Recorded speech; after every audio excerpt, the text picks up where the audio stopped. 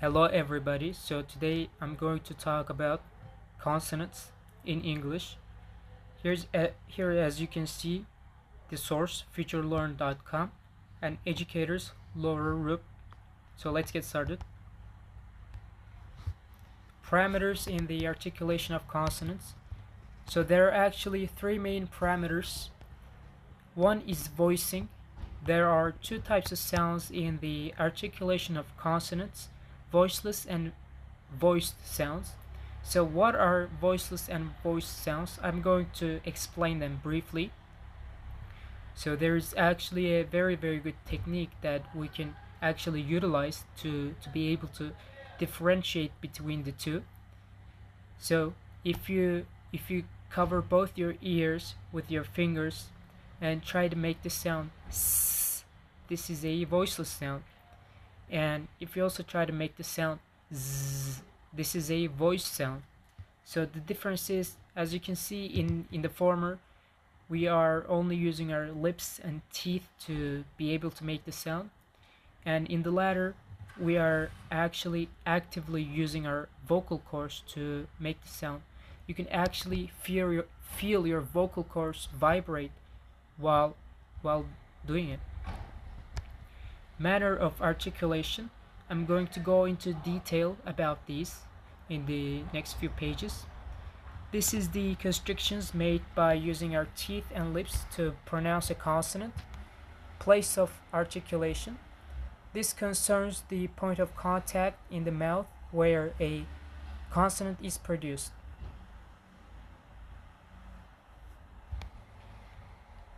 Manner of articulation. The different manners of articulation are plosives, nasals, fricatives, approximants, and lateral approximants. So let's start with plosives. First off, I'm going to start off with the definition of what a plosive is.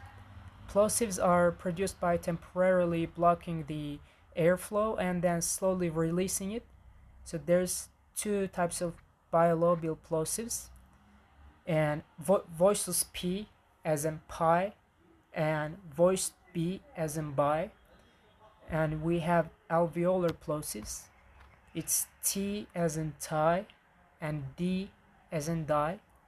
And last but not least, we have velar plosives, and it's K as in kai and G as in guy.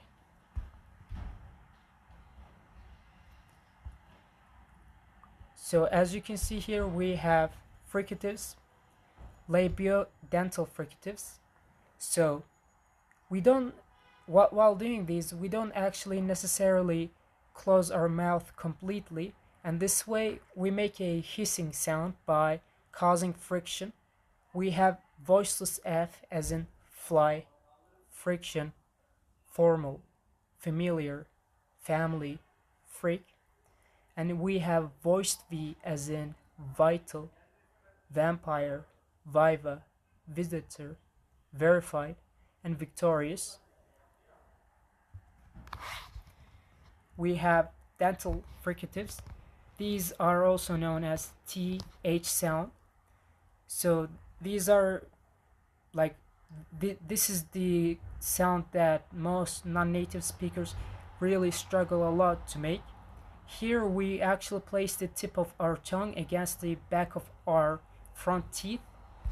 We have voiceless TH as in thigh, think, thunder, thousand, thirsty, earth, and tooth.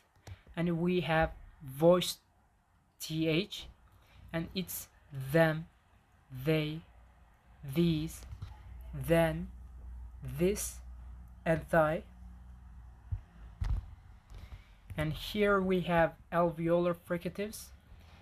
Voiceless one is S as in sigh, sign, signature, sorry, sick, sad. And we also have voiced one, and it's Z as in zoo, zir, music, roses, zip, and zebra. Postalveolar fricatives. These are sh and j sounds. We have shy, should, she, and research. And voice one is measure, usually, casual, and treasure. Here, let's get to the approximants. These are a bit like vowels in the sense that airflow is hardly interrupted. All approximants are voiced just like vowels. We have lateral approximants, L as in lie. Another approximant is J as in you and yes. The other approximant we have is W as in why or what. The last one is R. Here it divides into two parts. There's a distinction between British English and American English. In British English we have alveolar approximant R as in rye. In American English we have retroflex approximant. Here the tongue is drawn back in the oral cavity, and as you can hear I've got a bit of an American accent, so while I'm speaking I usually use the retroflex approximant. Glottal fricatives. This one doesn't really have a voice counterpart in English.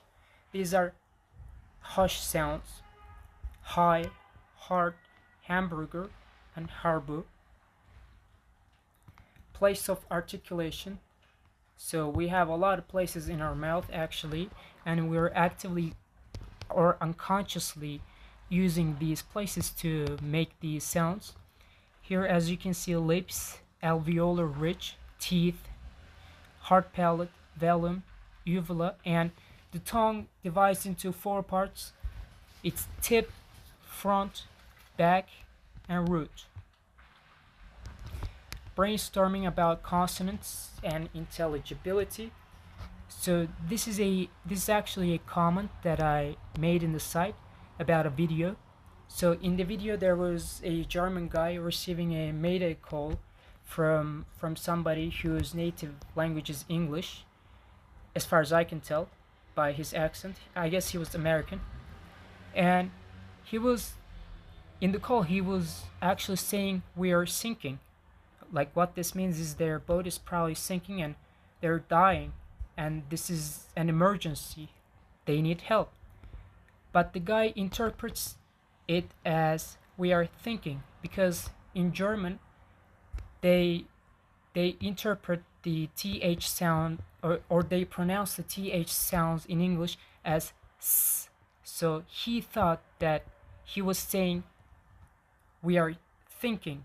So this is a big miscommunication. This is a big communication problem, and it led to quite a few problems and even deaths.